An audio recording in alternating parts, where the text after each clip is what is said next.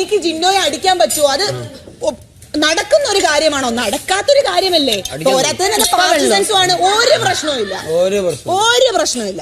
അതെ, മാരാര തട്ട് എപ്പോഴും താണേ ഇരിക്കുള്ളൂ. ഇതാ നോക്കൂ, കാല് താഴെ വെച്ചു. എടാ, എനിക്ക് ചെരുപ്പുണ്ട്, നീ ഇത് കണ്ടോ? ഇങ്ങനെ പൊട്ടുന്നോണ്ട് എനിക്ക് ഹാർഡ് ആയിട്ടുള്ള ചെരുപ്പ് ഇടാൻ പറ്റുന്നില്ല. എന്റെ സോഫ്റ്റ് ആയിട്ടുള്ള ചെരുപ്പില്ല. മറ്റേതെടുത്തോ, പച്ച. അതെ, നിന്റെയോ? എന്റെ ഒരു പച്ച ഉണ്ട്, എടുത്തോ.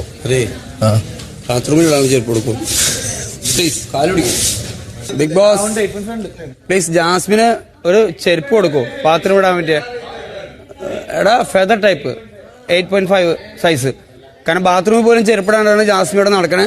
എന്നിട്ട് ആ കാലും വെച്ചിട്ട് ആള് ബെഡിലും മറ്റേ സോഫയിലൊക്കെ കയറി ഇരിക്കും. ഇത്ര നേരം ഞാൻ ഇറങ്ങിയിരിക്കാൻ വേണ്ടി ഇരിക്കുന്നില്ല.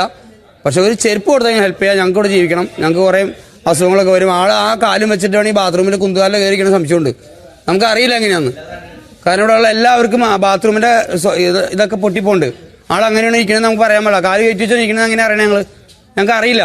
അപ്പൊ അതുകൊണ്ട് റിക്വസ്റ്റ് ആണ് ജാസ്മിൻ ഒരു ചെരുപ്പ് കൊടുക്കുക. സാധനം അത് എപ്പോഴും പൊട്ടി പോകണം. ആവശ്യമില്ലാത്ത കാര്യം പറയല്ലേ. അതെപ്പോഴും പൊട്ടിപ്പോളെ. അതെപ്പോഴും പൊട്ടിപ്പോളെ. അത് അവളാണെന്ന് എങ്ങനെ അറിയാം? ആരാണെന്ന് അറിയില്ല. അപ്പൊ അങ്ങനെ പറ. ആരാണെന്ന് അറിയില്ല എന്ന് പറഞ്ഞത്.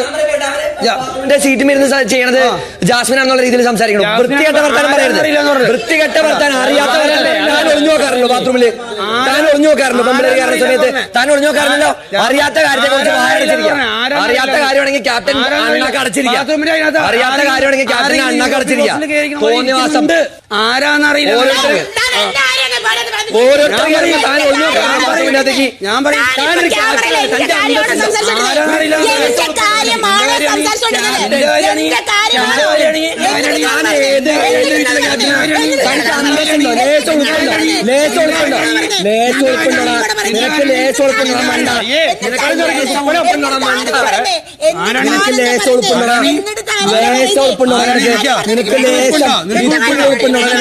ഒളിഞ്ഞു നോക്കാനല്ലാതെ നിന്നെ കൊണ്ട് എന്തെങ്കിലും പറ്റുന്നോളാം. നിനക്ക് ഒളിഞ്ഞു നോക്കാനല്ലാതെ എന്തെങ്കിലും പറ്റുന്നോളാം. എന്തെങ്കിലും